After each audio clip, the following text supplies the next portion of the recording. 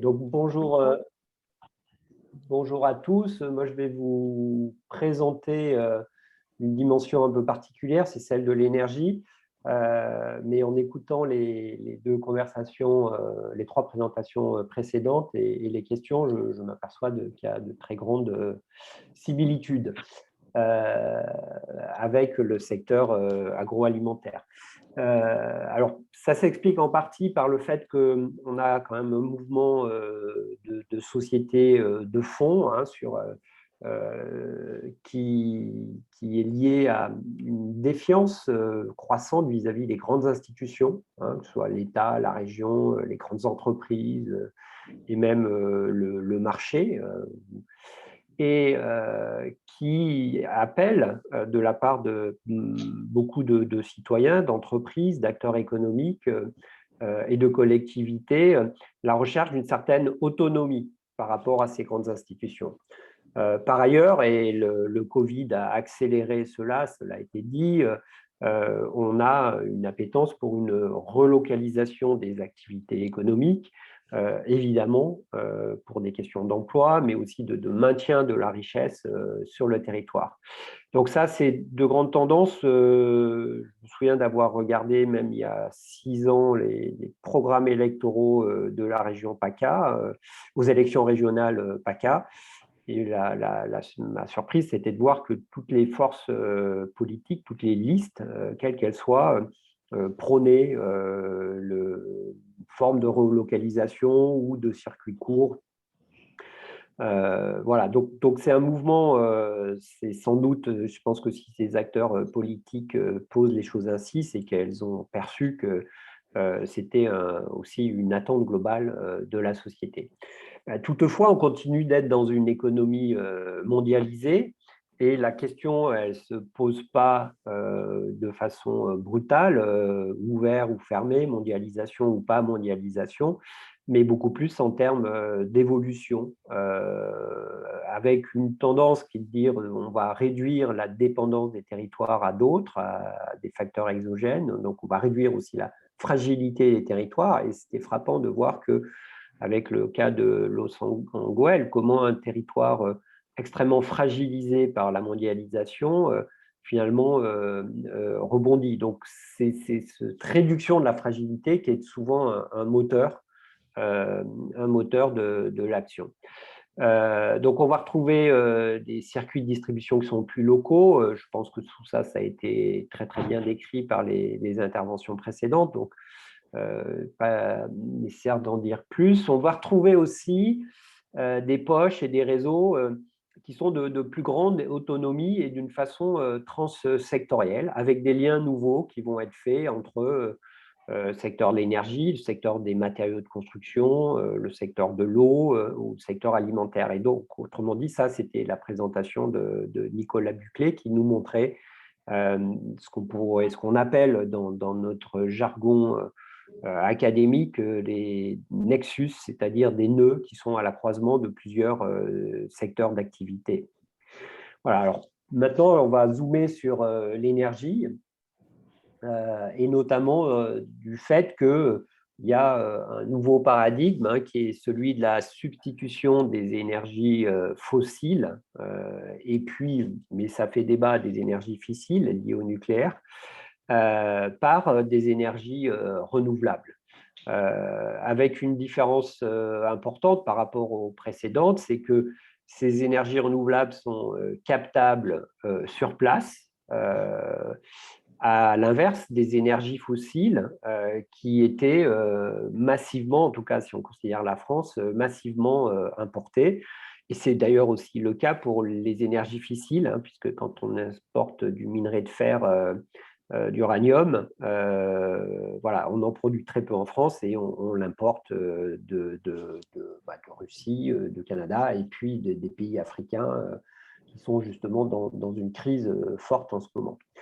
Alors après, les approches des territoires et des acteurs, dans ce sens-là, sont très, très différentes selon qu'on s'intéresse à des zones peu denses, pour lesquelles qui sont peu habitées, pour lesquelles il n'y a pas d'activité économique à forte valeur ajoutée, Et dans ces zones-là, la tendance, elle est à la construction de grands parcs éoliens, de grands parcs solaires, selon une logique dite extractive, hein, c'est-à-dire que l'idée, c'est qu'il y a une ressource qui est localisée et c'est des acteurs qui vont extraire cette ressource pour la valoriser sur de grands marchés, le grand marché notamment de l'électricité, marché unique européen, mais selon des conditions protégées, hein, pour permettre l'émergence de ces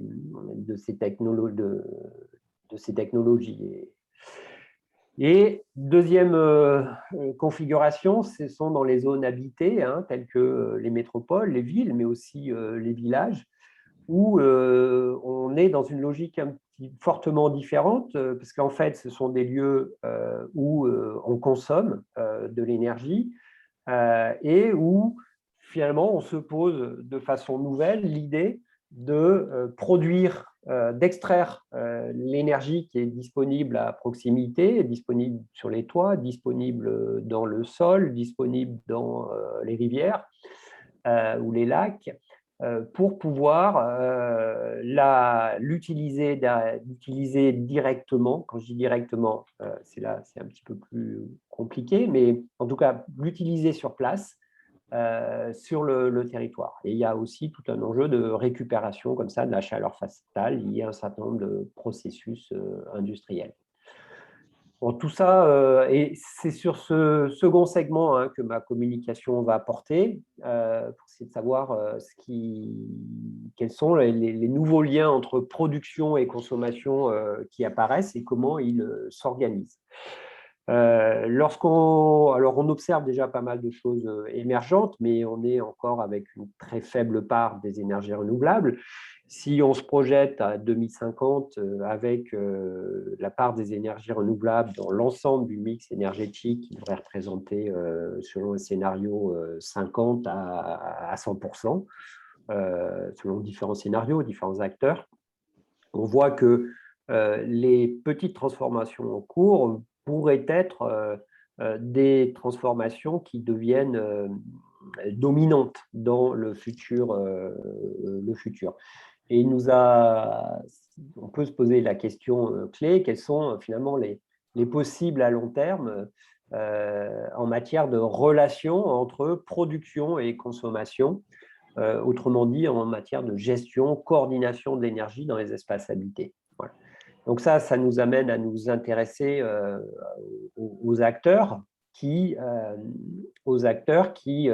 agissent dans la production, en termes de production, qui agissent en termes de consommation, mais qui agissent aussi sur ce lien entre production et consommation.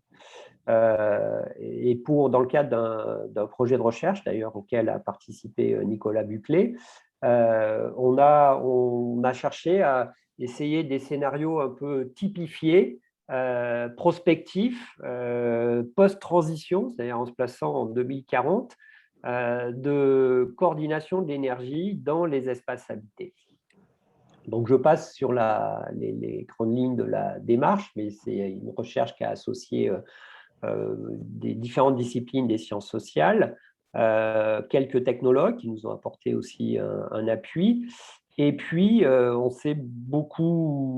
est parti beaucoup finalement des jeux d'acteurs, des logiques d'action des acteurs qui étaient aujourd'hui présents et qui avaient une influence sur les systèmes énergétiques. Donc, on a essayé de positionner ces scénarios à l'horizon 2035, 2040, en supposant qu'il pouvait y avoir des changements réglementaires importants. Il faut savoir que le secteur du gaz et fortiori le secteur de l'électricité sont des secteurs extrêmement réglementés, en France comme dans beaucoup d'autres pays européens, et que ce cadre réglementaire n'est pas immuable, il peut évoluer. On a identifié dans nos travaux 4 grandes familles d'acteurs pivots de l'énergie, je reviendrai sur cette notion, des grandes entreprises qui sont les pourvoyeuses de systèmes énergétiques, de systèmes numériques, de l'immobilier, mais aussi pourvoyeuses tout court d'énergie avec les entreprises du secteur du gaz et de l'électricité. Les acteurs coopératifs qui sont des consommateurs qui viendraient essayer de reprendre en main leur destin énergétique en s'engageant pour une part dans la sobriété et d'autre part dans la production et le stockage d'énergie. Les collectivités locales qui ont un rôle important de pilote de la fabrique des territoires, mais aussi pilote plus ou moins, une marge de manœuvre plus ou moins large sur les réseaux. Et puis l'État prescripteur qui définit les régulations et les réglementations. Alors, j'ai parlé d'acteur pivot. C'est quoi un acteur pivot? C'est un acteur qui est capable d'enrôler d'autres acteurs pour satisfaire ses propres objectifs. Pour pouvoir le faire, il faut qu'il ait un intérêt à le faire. Il faut qu'il ait un pouvoir sur d'autres acteurs. On pourrait appeler ça sommairement le bâton et la carotte. Et il faut aussi qu'il y ait une légitimité, c'est-à-dire que les autres acteurs lui reconnaissent une légitimité à agir. Les scénarios que je vous présentais ont des hypothèses communes, celui d'un déploiement massif des énergies solaires et éoliennes, celui aussi que l'UE cesse d'étendre à tous les secteurs la logique de marché unique européen. C'est d'ailleurs quelque chose qui est enclenché. On voit des évolutions de la politique de l'Union européenne après 20 ans de libéralisation. Donc tout ça, c'est déjà, cette hypothèse-là est déjà une hypothèse qui prend corps, même s'il y a des résistances. Il nous a semblé aussi que on aurait, du fait que les énergies solaires et éoliennes sont des énergies intermittentes, on en a avec une très grande variabilité de la production, qu'on allait avoir des moments avec des moments où il y a un excédent de production d'énergie renouvelable qui fait chuter les prix à court terme de l'électricité et que ça pourrait entraîner une grande fragilisation des acteurs de l'énergie, et notamment des acteurs de l'électricité. Autrement dit, on a des acteurs qui vont être de toute façon moins puissants qu'auparavant. Bon, réduction des besoins de chauffage, je passe là-dessus. Et des variables selon les scénarios, donc l'influence du type d'acteur.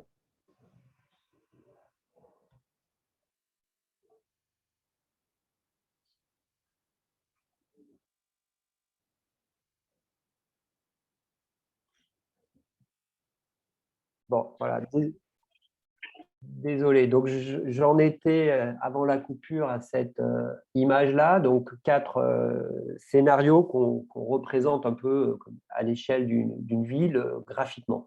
Je vais les passer en revue un par un, en essayant d'être assez synthétique pour pouvoir laisser place à la discussion. Donc, premier scénario, c'est le scénario qu'on appelle coopérative. En fait, là, on part de l'idée que des collectifs d'habitants reprennent en main leur destin énergétique et cherchent à produire elles-mêmes une part de leur énergie. Elles vont le faire en milieu urbain essentiellement à partir de l'énergie solaire, photovoltaïque, mais aussi potentiellement à partir de la géothermie, en allant puiser cela dans le sol. C'est des pompes à chaleur, des choses qui sont aujourd'hui relativement, des technologies qui sont complètement largement déployées, mais elle le ferait de façon collective à l'échelle d'une résidence, d'un habitat collectif. On peut imaginer que ce qu'on voit aujourd'hui, c'est que l'habitat participatif est très moteur là-dedans. On a par exemple, dans le cadre d'une recherche plus récente, enquêté sur les colibres à Fort-Calquier, qui est dans le département voisin dans les Alpes de Haute-Provence, voilà, que vous connaissez peut-être. Et en fait, on voit que là, il y a des logiques progressivement, surtout si on prend l'exemple allemand, de mise en réseau. C'est-à-dire qu'on commence par l'habitat et puis, Je vous entends très mal. Peut-être si vous pouvez couper votre caméra pour qu'on vous... Des fois, ça va permettre de récupérer de la bande passante.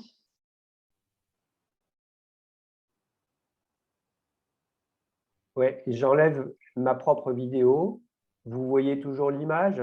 C'est bon? C'est parfait. Voilà.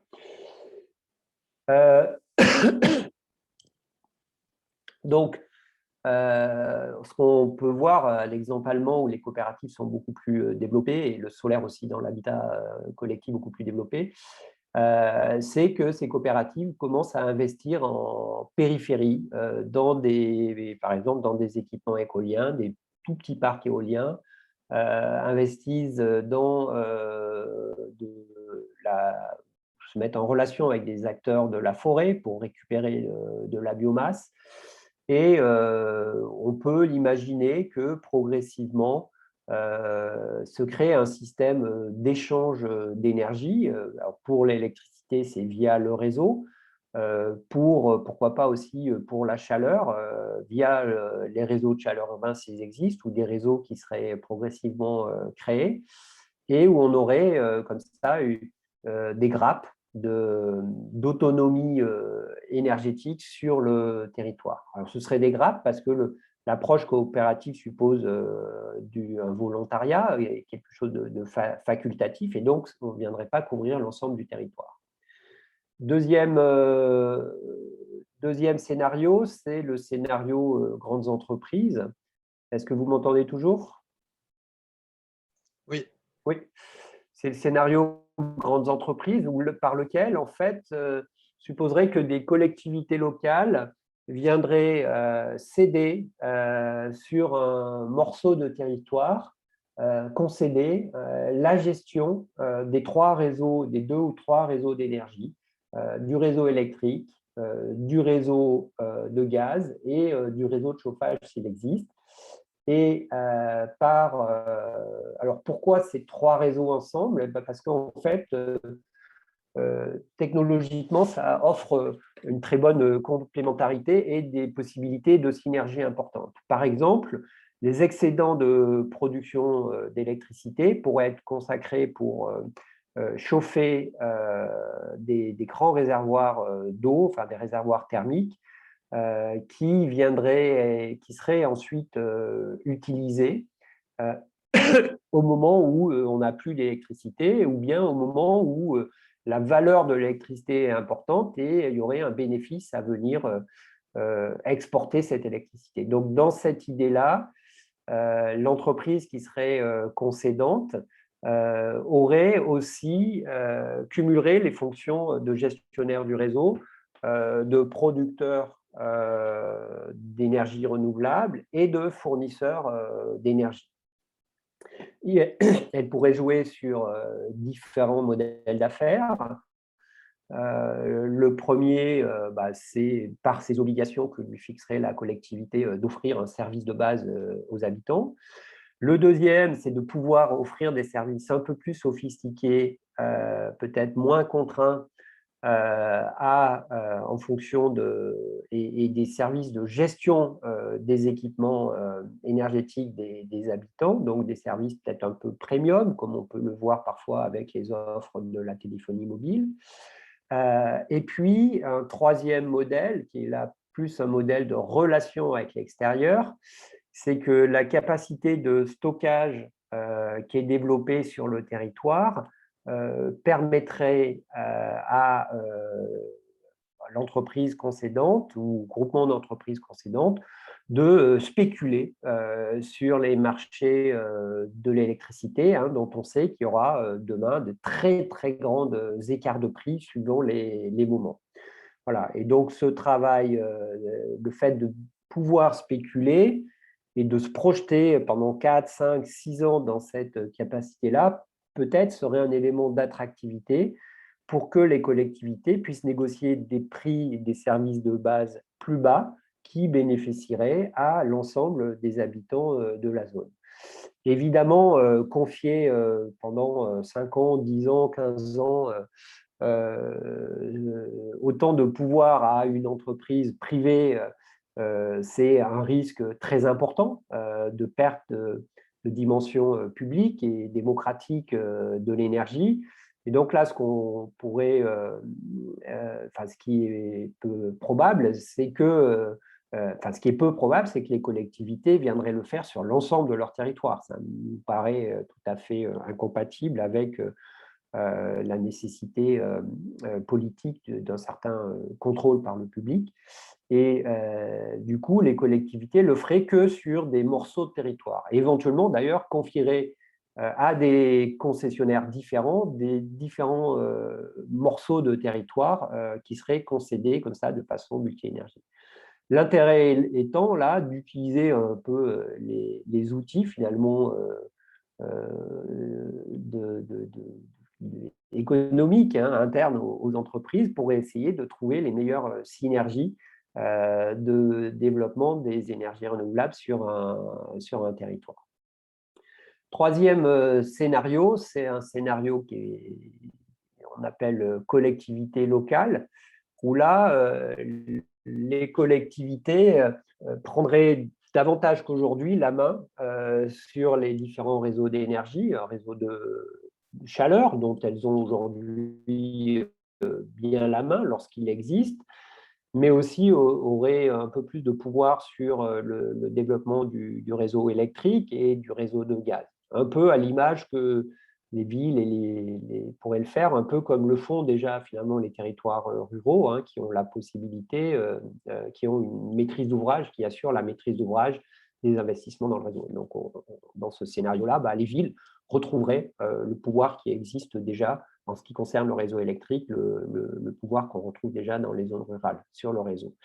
Ce faisant, les villes pourraient vraiment mettre en place une planification énergétique, chercher sans doute à faire des économies, puisque si on produit davantage sur le territoire et si avec le développement des moyens de stockage, eh bien, on peut réduire les flux qui passent par le réseau. Donc, on pourrait imaginer des moindres investissements dans le réseau, voire même ce qui se dessine dans certaines villes, et c'est le cas de la métropole grenobloise, imaginer finalement des spécialisations du réseau. Donc, à Grenoble, par exemple, la zone qui est couverte par chauffage urbain fait l'objet d'une priorité sur le chauffage urbain, donc priorité des investissements, des subventions, des appuis, différents appuis, voire aussi les règles d'urbanisme pour l'utilisation du chauffage urbain. Ensuite, dans la deuxième couronne, c'est plutôt, on a du chauffage au gaz, et là, on va là aussi prioriser sur le chauffage au gaz en utilisant la récupération du gaz des ordures ménagères et en ayant des dispositifs d'incitation aux énergies renouvelables qui sont compatibles avec ça et qui ne viennent pas faire concurrence. Et puis enfin, le reste du territoire, le seul réseau qui existe, c'est le réseau électrique. Et là, on peut avoir des aides différentes. Bon, par exemple, Métropole grenobloise, elle a des aides qui va essayer de typifier ces aides, et on aura des aides au chauffage au bois dans la zone électrique. C'est aussi la zone qui est le moins sensible aux pollutions atmosphériques. Et comme ça, finalement, les collectivités locales deviendraient un peu les grands planificateurs. Alors, elles ont un intérêt à ce qu'il y ait beaucoup de production sur le territoire d'énergie. Pourquoi? Parce que cette énergie produite sur le territoire, c'est moins d'énergie achetée à l'extérieur du territoire. Et c'est, dans le cas des circuits courts qui nous a été présenté tout à l'heure, davantage de richesses qui restent sur le territoire et aussi davantage d'emplois sur le territoire. Elles étendraient cette démarche avec les territoires périphériques pour la bonne raison, c'est que les ressources, en tout cas en hiver, les ressources énergétiques de la partie urbaine ne suffisent pas pour couvrir les besoins, et à ce moment-là, elles vont essayer d'avoir des conventions, des accords privilégiés avec les territoires périphériques, soit sous forme institutionnelle, entre institutions territoriales, soit en participant à des projets privés communs de méthanisation, de réservoirs hydroélectriques, d'éolien, de parcs solaires, de valorisation du bois, voilà, qui sont en périphérie du territoire. Alors ça, si on regarde à une échelle un peu plus large, hein, je prends l'échelle France, en fait, ce scénario de collectivité locale, il se traduit par finalement une plus grande autonomie des territoires métropolitains, y compris en intégrant leur hinterland, les territoires périphériques. Donc une plus grande autonomie énergétique par rapport à ce que c'était auparavant, et probablement des besoins du coup des flux d'énergie qui seront bien moindres à grande échelle, qui seront bien moindres, et du coup on pourrait imaginer un rétrécissement des grands réseaux de gaz et d'électricité, et autrement dit des économies sur les réseaux. Voilà, avec des modes, peut-être même des modes de contractualisation où on passe plus, enfin dans le cadre du scénario collectivité locale, passe pas par simplement des mécanismes de marché entre grands producteurs et grandes entreprises fournisseurs, mais par des conventions ou des collaborations qui seraient passées avec d'autres territoires pour que, en cas de besoin, il y ait des solidarités pour préserver quand même un minimum d'apport énergétique extérieur sur le territoire. À l'inverse, le scénario État prescripteur, lui, est dans une logique assez différente.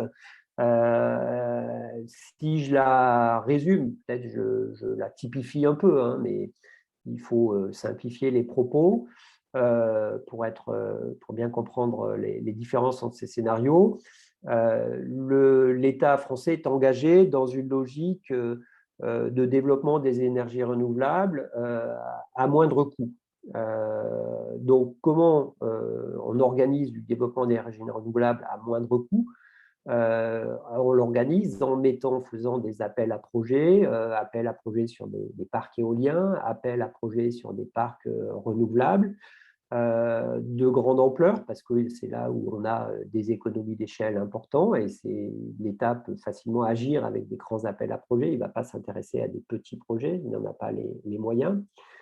Et donc, mais ça a conduit à une certaine spécialisation du territoire. Globalement, pour faire simple, on aurait du solaire dans les régions sud de la France, parce que c'est là où il est le moins cher à produire.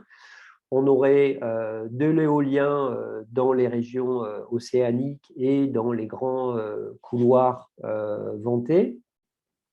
On aurait de la biomasse, de l'exploitation du bois dans les régions forestières, et aussi pour les déchets végétaux, les déchets agricoles, dans les grandes régions agricoles, celles où la production est très concentrée et donc où il est facile d'installer des grandes installations.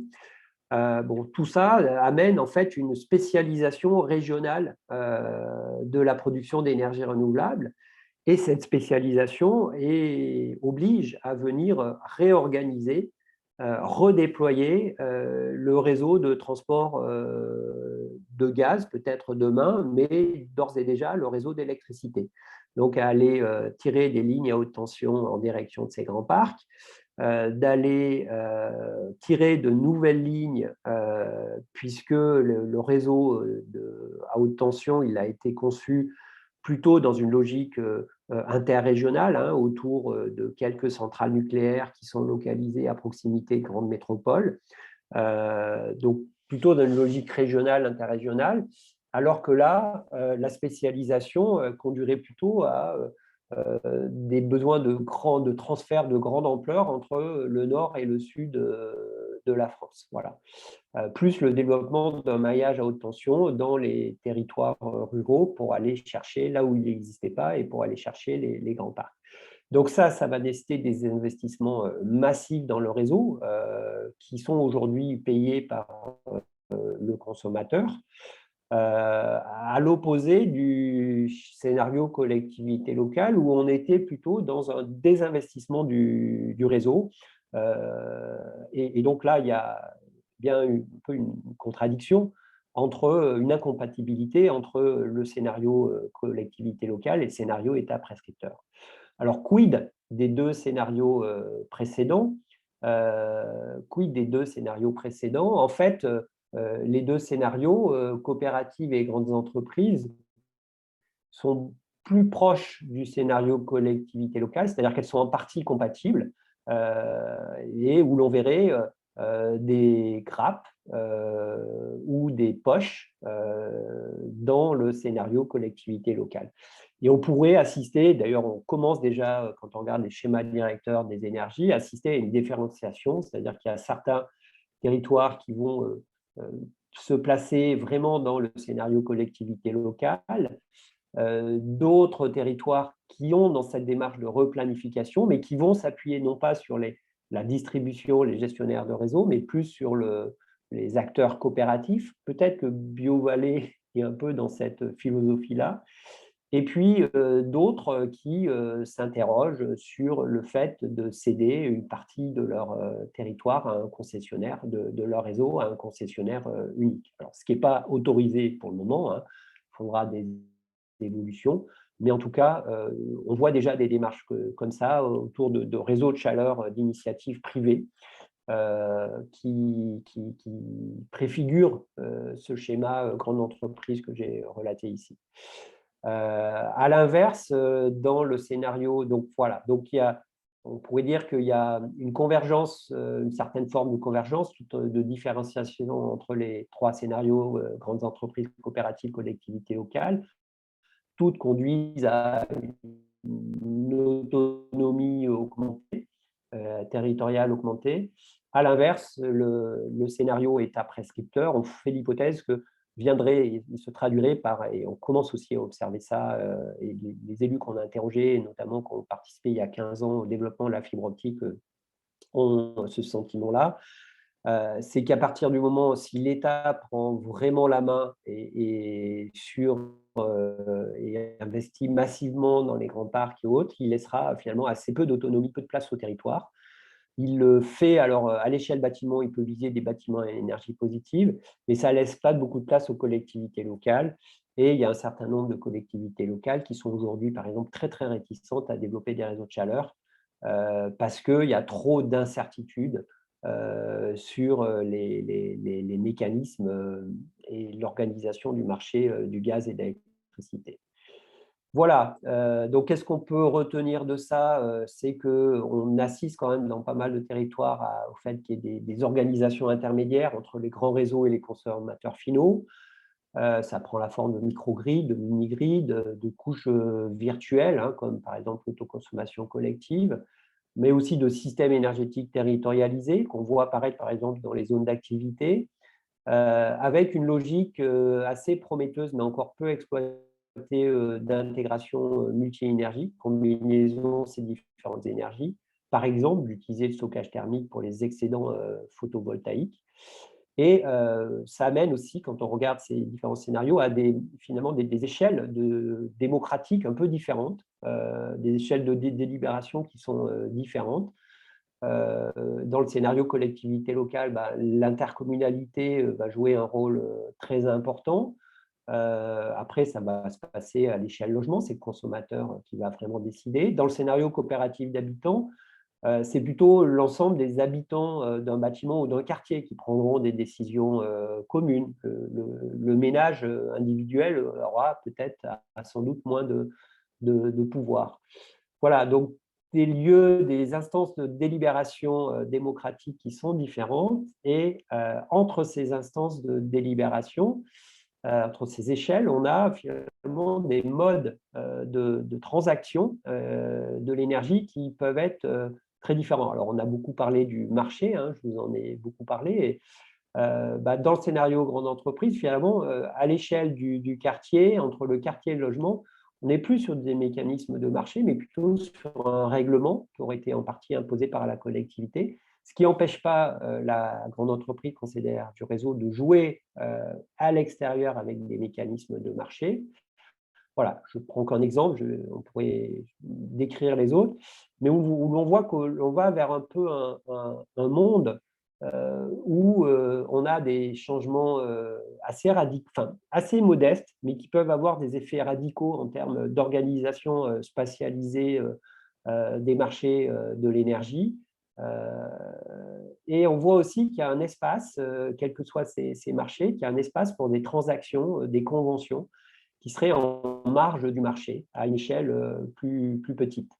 Voilà, je vous laisse faire la transposition avec d'autres secteurs, parce que je trouve que dans ce qu'on a décrit sur l'agroalimentaire, il y a pas mal de similitudes, même si le marché de l'énergie, en particulier le gaz et l'électricité, étant extrêmement régulé, il y a beaucoup de choses qui sont difficiles à mettre en œuvre aujourd'hui, et voire même difficiles à envisager à court terme.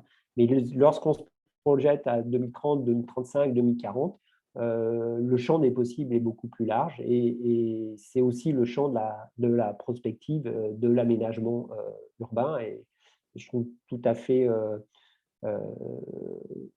révélateur du fait que ce soit l'agence d'urbanisme de Rhône, Avignon, Vaucluse qui prennent en charge ça parce que on pourrait avoir des transformations très importantes d'ici 10 ans dans le secteur de l'énergie grâce à l'aménagement. Voilà. Merci de votre attention.